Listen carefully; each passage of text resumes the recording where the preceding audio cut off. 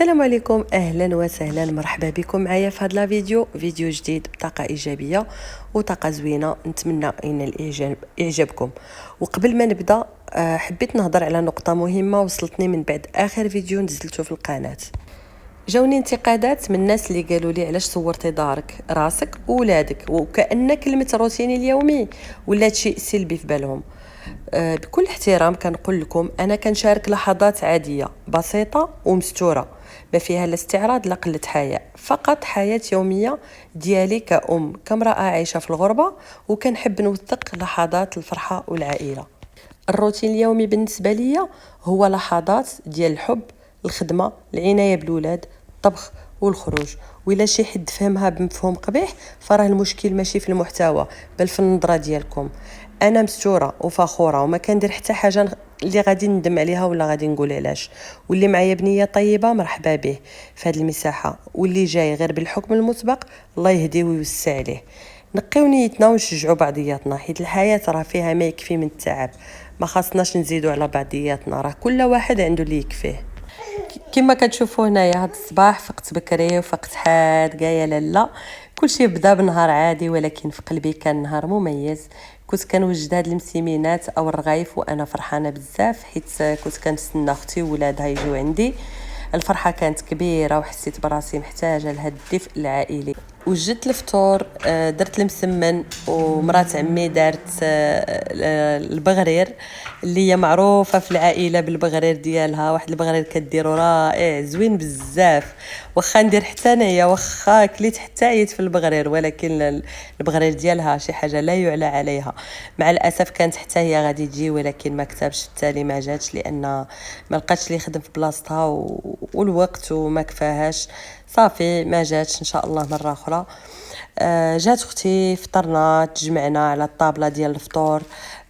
كان فطور بسيط ولكن فيه الحب واللمه، وهذا الشيء اللي كيخلي الطاوله ديالنا عامره، حتى ولو ما كانت نتكلموش، يعني باللمه ديال العائله، فراه شي حاجه زوينه بزاف. مهم فطرنا، من بعد وجدت الكوتي. قررنا اننا نمشيو للبحر نديو وليداتنا باش يفرحوا ويلعبوا حتى هما. صافي درت لهم الكوتي لي ساندويتش ديالهم، وزدنا مشينا. كما كتشوفوا هنا راني كنصور على خاطري، لانني جالسه واختي هي اللي كتسوق بيا، وقليل قليل بزاف اللي كنلقى اللي كيسوق بيا مع وليداتي تقريبا ما كاينش كاع من غير بابا في المغرب الله يحفظه يطول عمره، ولا هنا من كنمشي عند اختي لالمانيا ولا فاش كتجي عندي. صافي شديت الطريق، مشيت مهنيه مرتاحه، وليداتنا فرحانين مجموعين. دوزنا واحد الوقيته اللي زوينه الحمد لله، ضحكنا، صورنا، وكل لحظه حسيتها كنخزنها في قلبي قبل ما نلقى الكاميرا ديالي، حيت هذا النوع من اللحظات هو اللي كيبقى في الذاكره ديالنا. البحر ما كانش عامر، كما كتشوفوا كانت فيه واحد الهدوء غريب، بحال الا كيحضرنا سبحان الله، بحال اللي كيقول لنا ارتاح وراه الدنيا ماشي غير جري وهم. كيهضر معانا بواحد الطريقه اللي قليل ديال الناس غادي يفهموها. سيرتو نهار كيكون عندكم المشاكل وقلبكم كيكون عامر، او كتفكروا في شي حاجه مديرونجياكم، سيروا حدا البحر وجلسوا، راه كيعطيكم واحد الطاقه واو روعه، واحد الطاقه راه ما نقدرش نوصفها لكم، راه قليل اللي غادي يفهمها. تمشاو فوق البحر غير برجليكم حفيانين، ما تلبسوا حتى شي حاجه، غادي تجمعوا كاع الطاقه الايجابيه والقوه. سبحان الله، ربي عطانا فيه واحد الدواء غريب. شمينا هو زوين، هو نقي، ووليداتنا لعبوا، وحتى حنا الصراحه انا دخلت للماء، حسيت بواحد الطاقه زوينه بزاف، وحتى حنا رجعت لينا الروح سبحان الله. البحر كان هادي والجو كان زوين، والطاقه ديال المكان عطاتنا واحد الراحه كبيره. في الغد خرجنا نتسوقوا، مشينا لسوق بروكسل، السوق الشعبي والاثمنه اللي فيه مناسبه جدا، كتذكرني غير بالمغرب والاجواء ديال المغرب. الاجواء كلها كانت حيويه وبساطه. الحمد لله دوزنا نهار زوين بزاف، وليداتنا فرحانين. كما شفتوا هنايا غادي ندوز باش نصاوب الكسكس، الطعام المغربي اللي معروف، واللي كنصاوبوا بواحد الطريقه بسيطه سهله، ويعني صاوبته بهاد المقادير اللي عندي متواجده في الدار ومتواجده في اي بيت. فكلشي كنبغيو الطعام. هنا سولت الدراري الصغار قلت لهم شنو بغيتو تاكلوا، قال لك ماما ديري لنا الطعام. خالتي ولاد اختي قال لك خالتي ساره ديري لنا الطعام. قلت لهم هذه هي اللي ما تعاودش، بسم الله. قضيت بداك الشيء اللي كان عندي واجد. صافي والحمد لله جا زوين. وغادي نشارك معكم هذه الطريقه البسيطه اللي كل واحد كياكلو عندي كيعجبو. كنديرو عادي ماشي شي حاجه، ولكن بواحد الطريقه اللي زوينه، يعني الطعام كيكون بنين. راه كاين بعض النساء كيديروا بواحد الطريقه بحال الا مسكي بالماء، ولكن الطعام راه خصو يطيب على حقه وطريقه، كيكون شابع لي دام، كيكون الحبه ديال الطعام شابعه طياب باش كيعطي ديك اللذه. هنا كنضيف الماء على كسكس داري، يعني سمحوا لي كنضيف كناخذ كسكس داري هو الاول. انا كنخدم بكسكس داري لانه هو احسن كسكس، هذا ما اشاره ما حتى شي حاجه، يعني احسن حبه احسن سميد هو كسكس داري، لا في الطياب ولا ساهل في الساعه كيوجد وكيشبع الطياب. فكناخذ الطعام كنديرو في واحد القصريه، كناخذ عليه نضيف عليه الملحه والزيت وكندخلهم فيه مزيان مزيان مزيان. كنخدمهم بيدي وكنضيف الماء غليان، كيكون غليان كنضيفو حتى كتدرق الطعام كله. فبزاف ديال النساء كيديروا بهذه الطريقه، ولكن كاين بعض النساء اللي كيديروا بطريقه اخرى اللي كيفوروه 3 ديال التفويرات، كيدي شويه ديال الوقت. فهذه احسن طريقه واسهل طريقه، وكيكون الطعام كيجيكم بنين.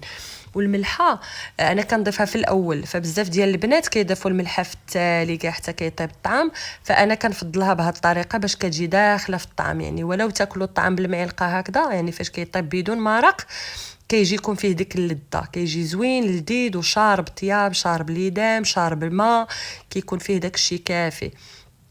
وحتى الملحه كتزيد له البنه فاش كطيبوها معاه في البدايه، ماشي حتى النهايه. فمن بعد ما كيشرب الماء من بعد واحد 5 دقائق كنبقى نخدمو مزيان بهذه الطريقه بيدي، مزيان مزيان كنحلو.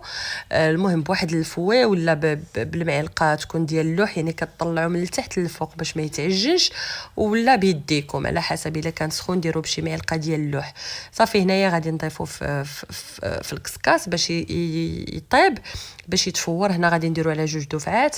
صافي كنرجعوا لهذا كيطيب على حسب تقريبا واحد 7 حتى ل 10 دقائق، ما وصلش 10 دقائق كاع، لان دغيا يطيب حتى كيكون الماء غليان. يعني عاد كنضيفوا الكسكس، ماشي الماء بارد وحنا كنضيفوه، غادي يتعجن، غادي يجي باسل، ما غاديش يجي مزيان. صافي غادي نضيفو حتى كيطيب مزيان، كيدخلوا الطياب، كنحيدو نرجعوا للقصريه، كندير الباقي ديال الطعام اللي باقي لي. المهم هكذا حتى كنكملوا الكميه. هنا غادي نفتح هذا الماء، هذا الطعام مزيان، غادي نضيف عليه الماء وهو طايب، يعني مباشره. سمحوا لي، هو طايب يعني كنضيف عليه الماء بارد، يعني من الروبيني بارد من الصنبور. كنضيف عليه الماء تقريبا كل نص كيلو، كنضيف عليه 2 كيسان ما واصلينش، ما عامرينش بزاف ديال الكيسان ديال العنبه، ندير فيهم الماء وكنضيفهم عليه وكنخليه حتى كيشرب. عاد كنجي ندير له بهذه الطريقه، يعني ماشي هو يلا كبيت فيه الماء وكندير له هكا، لا كندير طريقه اللي زوينه وكيجيكم الطعام زوين، وطريقه اللي سهله. يعني ديري عليه الماء وخليه كيرطاب، سيري رجعي للمرقه طيب ورجعي عنده كتلقاي هذاك الماء شرب في داك الطعام. صافي كنحلحلو مزيان بيدي بهذه الطريقه وكنرجعو يطيب للمره الثانيه. المره الثانيه انا كندير له 2 تفويرات صافي كيكون طايب. المره الثانيه تقريبا شي 5 دقائق، فين كتشوف الفوار طلع معاه فغادي يبان لكم باللي راه طايب. كنحايدو وكنضيف عليه هنا الزبده، كنضيف عليه الزبده يعني واحد الكميه اللي كافيه حتى باش كيجينا ميدم. بعد المرات على حسب الناس وعلى حسب العائله، كاين اللي ما كياكلش الزبده فكنضيف زيت الزيتون. هنا ضفت الزبده وكذلك زيت الزيتون نفس الشيء. المهم ما ديروش غير زيت الطياب لان راه ديجا درنا في الاول ما كانش علاش، فكديروا شويه زيت البلديه كتعطي واحد اللذه زوينه وباش الطعام ما يتحببش.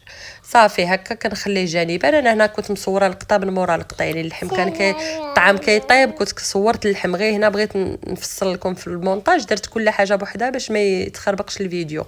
هنا خديت اللحم اللي كان عندي في الثلج، يعني انا قضيت بداك الشيء اللي عندي واجد في الدار. جبت اللحم كان متلج راه ما دايبش، درته في الكوكوط، ضفت عليه البصله والمعدنوس والثومه، كنخلي داك الشيء كيتقلى مزيان. وهنا ما كانش عندي الوقت بزاف، خليته يتقلى واحد المده قليله وزدت عليه الماء. كنضيف على اللحم والبصله والمعدنوس والثومه، كنضيف عليهم شويه الابزار والملحه والتحميره والسكينجبير والقرفه، كنخليهم يتقلاو مزيان. العطريه كنخليها حتى النهايه قبل ما ندير الماء. صافي وكنضيف الماء باش ما تحرقش، كنضيف الماء حتى كنغطي اللحم تقريبا، لان الطعام كيحتاج المرق، كيحتاج اللحم كيحتاج الماء مع اللحم. صافي كنشد عليه ونخليه يطيب. هنا خديت الزبيب اللي ضروري منه في الطعام، سيرتو مع الدراري الصغار كلشي كيبغيه. غسلته مزيان، انا كنفضل هذا الزبيب اللي كيحل في الطعام مع المرق. درت له شويه ديال الملحه لتحسين الذوق، ودرت السكر والقرفه. صافي غادي نخليهم يطيبوا، غادي نغطيهم باش نخليهم يطيبوا مزيان. فاش كنغطيوه دغيا كيطيب وكيجي كل حبه منفوخه، ما تخليوش مفتوح لان ما غاديش يطيب بسرعه. صافي هنا كنت صاوبت حتى البصله، يعني درت الطعام بالتفايه والخضره. الخضره درت غير خيزو والبطاطا، داكشي اللي كان عندي واجدو، القرعه الخضراء، القرع الاخضر سمحوا لي. صافي بغيت نصور معكم ولكن كان الحس والصداع والبصداخ الخارج، المهم مرونين. المهم درت التفايه والبصله يعني اللي عسلتها وضفت عليها الزبيب. صافي ودرت القرعه حتى هي اللي طابت بواحد، كتجي معسله حتى هي زوينه. صافي هنا كنقدم لهم الطعام، يعني ما حدو سخون باش ياكلوه لان كانوا غادي يسافروا. قدمته بهذه الطريقه ودرته يعني بالخضره اللي واجده قبلو. صافي المهم اللي تشهى الطعام ديالي تجي عندي مرحبا بها. اللي بغات الطعام تجي، واللي راه تحم مرحبا بها على الراس والعين. فين ما كانت ندير لها توصل حتى لعندها. سمحوا لي بزاف على الصداع، عرفتوا راه سجلت اكثر من 10 المرات الاوديو على الفيديو، ولكن كنضيعوا لي ان بنتي كتلعب كتغوت، مره كتبكي مره. المهم العصاب والصبر وصافي. سمحوا لي. هنا غادي نشارك معكم هذه الوصفه زوينه بزاف اللي كنستعملها دائما، يعني دائما عندي هاد الاعشاب في الدار مطحونين في الحمام المغربي ديالكم. فاش كتبغيو تمشيو للحمام ولا حتى في الدار كتاخذوا الورد المجفف، القرنفل، ازير، العرعار والشيح والخزامه واوراق السدر واوراق سيدنا موسى. يعني غادي تغربلوا هذا الشيء، تحيدوا منه داك التراب. غادي نطحنوه مزيان حتى كيولي بودر وعلى شكل يعني غبره هكذا، كما غادي تشوفوا في الفيديو. وغادي نطحنوه مزيان كما قلت لكم، ونديروه في الا قدرتوا. المهم تضيفوا عليه الملحه، ما كانش عندكم مشكل. الا كان عندكم الملحه اللي كدوشوا بها فضيفوا، راه زوينه كتحيد الطاقه السلبيه. وهاد الاعشاب راه زوينه بزاف للذات ديالكم. ديروها ولو مره في السيمانه ولا جوج مرات في الشهر، المهم اللي قدرتوا عليه. كتقدروا تضيفوها على الصابون البلدي وشويه ديال الماء وتضيفوها للذات ديالكم، وديروا الكوماج ديالكم الحمام ديالكم عادي. اولا كتضيفوها في نهايه يعني التحميمه، فاش كتكملوا كتضيفوها تضيفوا عليها الماء وجل دوش، يعني الصابون ديالكم من تاع الصابون اللي تضيفوا اللي كديروه للذات ديالكم. صافي كتخلطوا كلشي وكدهنوا للذات ديالكم وكتغسلوا، تخلي واحد 10 دقائق وتشلوا بالماء. هاد الوصفه كيعطوها في لي سبا الكبارين، في الحمامات الكبارين. المهم بواحد كيقولوا لك راه وصفه زوينه وهادي وما نعطوكمش الطريقه وهادي. فهذه هي الطريقه ديالها، طريقه اللي بسيطه وزوينه وكتنفعكم الروعه للذات ديالكم. غير ديروها تشوفوا كاع الطاقه السلبيه غادي تمشي منكم، غادي ترجعوا خفافين والجسم ديالكم يرجع رطب. ومهم بواحد يعني وصفه